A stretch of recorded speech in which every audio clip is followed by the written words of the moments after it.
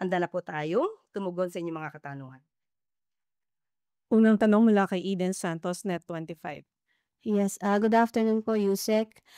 Meron po nga ibinunyag o in-expose si Senator Panfilo Lacson na more than 67 na congressmen daw po yung merong kontrata sa mga proyekto po, infra projects sa gobyerno. Ano po ang take or reaction po ng Malacanang dito? Yan po ay welcome dahil yan po rin ang hinihikayat ng ating Pangulo kung sino man ang nakakaalam ng mga may ugnayan patungkol sa mga proyekto na masasabing hindi natin sabing may anomalya agad dito dahil hindi magkakaroon ng judgment kaagad-agad. Kung meron silang naiisip na maaaring magkaroon ng anomalya or nagkakaroon ng anomalya, welcome po lahat yan. Kung ito po ay maibubunyag ni Senator Lacson at siya may mga pruweba po, welcome po yan sa Pangulo at sa administrasyon. Quick follow-up lang po. Meron po bang plano ang gobyerno, ang administrasyon na magkausap po ang Pangulo para naman malaman kung meron mga hawak na pangalan si Senator Lacson na maaari pong involved dito sa mga sinasabing maanomalyang kontrata ng Pangulo na sinabi rin po niya sa kanyang SONA? Opo, baka nga po yung nasa listahan ni Senator Lacson ay maaaring nasa listahan na rin ng Pangulo kung meron na po ngayon. So abangan po natin kung ano man po ang magiging anusyo ng Pangulo patungkol po dyan. Pangalawang tanong mula kay Kath Valente, Manila Times. Good afternoon, ma'am. The Senate is set to vote today on the Supreme Court's decision to halt the impeachment of Vice President Sara. Ano po yung latest na position ng Pangulo following the High Court's decision? Muli, kung ano man po, sa ngayon po, dahil ang desisyon po ng Korte Suprema ay madismiss po ang complaint na to dahil sinasabi niyang walang jurisdiction ng Senado or ang impeachment court, na dinggin ang impeachment or articles of impeachment, yan po ay ginagalang ng administrasyon, ginagaling po ng Pangulo. Dahil yan po, sabi nga po natin, ang Supreme Court ay ang final arbiter. At kung ito po sa ating pagkakaalam ay mayroon na pong inihain na motion for reconsideration, so mas maganda po siguro kung mahihintay po nila ang magiging desisyon at final decision ng Supreme Court. Kung ano po ang mangyayari sa Senado, sa usaping ito ay nasa kamay po nila yan at muli, hindi po panghihimasukan ng Pangulo kung ano man ang magiging trabaho po ng Senado. Yung isa pa po related lang, the Office of the Vice President has yet to provide information on the whereabouts of Vice President Sara Duterte. May info pa ba ang palasyo at ano po reaction niya dito? Sa ngayon ay wala po tayong informasyon. Tinawagan po natin ang Office of the Executive Secretary sa ating pagkakaalam at sa ating ibinigay. Ang pinakahuling travel authority na inaibigay sa kanya ay simula July 5 hanggang July 28 kung saan po siya nag-travel papuntang Netherlands at South Korea. Meron po tayong nabalitaan at ito'y naitanong sa atin na meron daw na balak ang Vice Presidente na pumunta sa Kuwait, no? Sa Kuwait ng August 8. Pero as we speak, wala pa pong naihahain na request for travel authority ang Vice Presidente sa sinasabing pagbabiyahe. Sunod na tanong mula kay Julie Bay sa TV5, 1PH. Follow up lang ma'am doon sa impeachment. Meron ba kayo mensahe sa mga senador ongoing na rin po yung pag-tackle nila doon sa impeachment? Sa mga senador, gawin lang naman nila yung kanilang trabaho at kung may kinakailangan mang managot, dapat managot. Muli, nasa kamay na po ng mga senador ang magiging kapalaran ng impeachment trial na ito.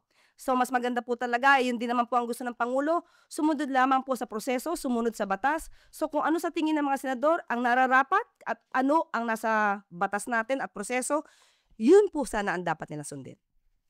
Sunod na tanong mula kay Salima Refran, GMA News. Hi ma'am. Ma'am, dun lang po sa bigas para po mas maintindihan lang po ng publiko. Ano po ba talaga yung naging dahilan at kumbaga spirit nung pag-suspindi po nung importasyon ng bigas? Okay, dahil gumaganda po talaga ang produce ng ating mga farmers. At minsan nga po ngayon ay sinasabi na napupuno po talaga yung bodega na NFA dahil bumibili po talaga ang NFA sa mga farmers natin. So kung maganda po kasi ang ani ng ating mga magsasaka, hindi po makakabuti na mag-import pa po tayo ng bigas. So ang inaalala po ng Pangulo ay ang interest ng ating mga magsasaka. So kailangan isuspend po ito dahil po maganda po ang ani ng ating mga farmers para hindi po maapektuhan ang presyo nito at hindi maabuso ng ibang mga shrewd traders. So yun po yung naging desisyon ng Pangulo. Ayon na rin po ito sa rekomendasyon ni Secretary Tio Laurel.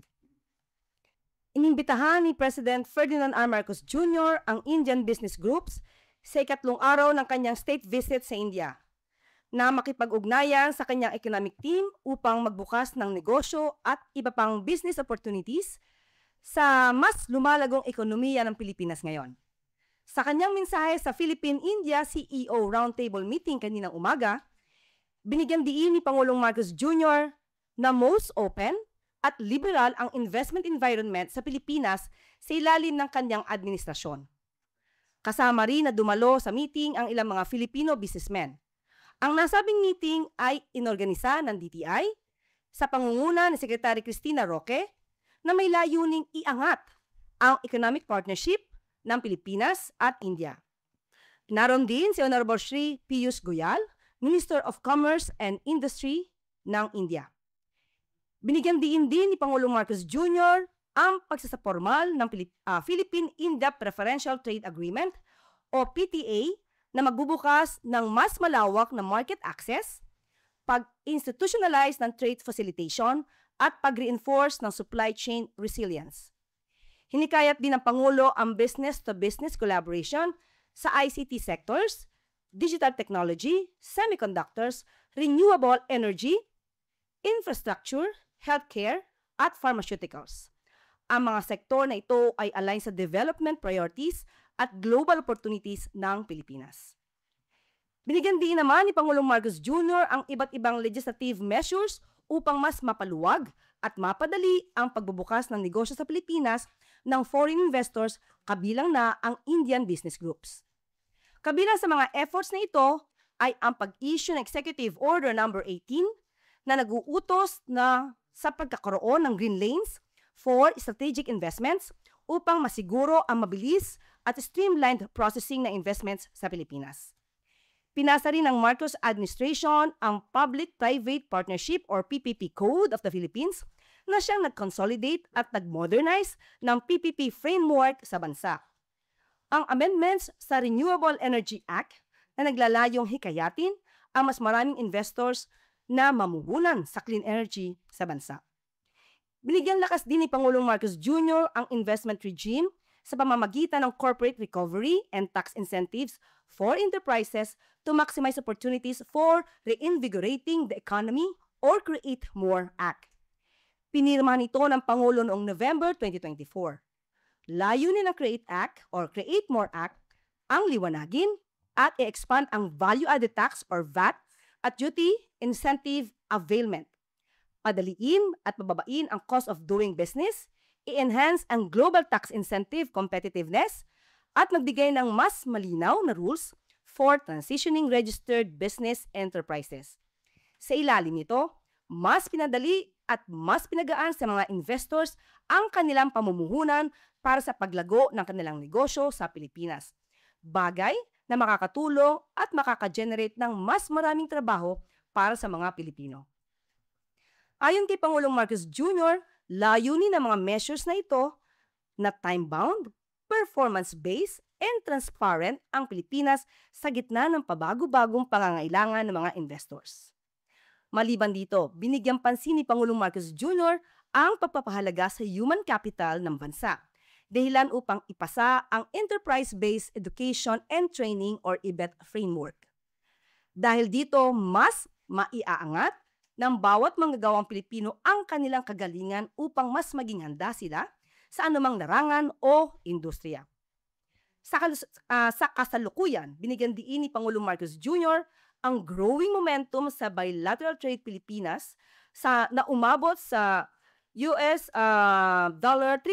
billion mula 2024 hanggang 2025. Isang patunay hindi lang sa magandang dynamism na ekonomiya ng bansa, pati na rin sa mas malakas na complementarities at value-sustained dialogue sa pagitan ng pamahalaan at business sectors ng Pilipinas at India.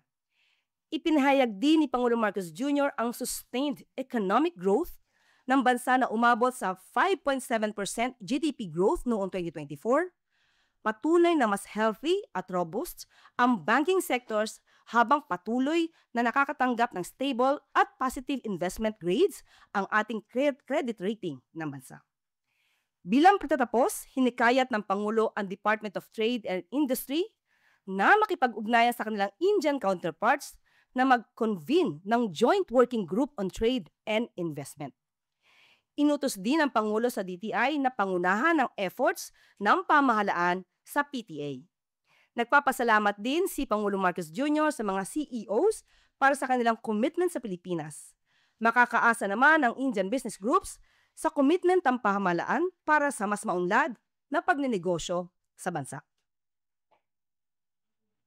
At sa ibang issue, sa layunin na protektahan ang mga magsasaka sa epekto ng presyo ng palay, sinuspindi ni Pangulong Ferdinand R. Marcos Jr. ang rice importation sa loob ng 60 days mula September 1 ngayong taon.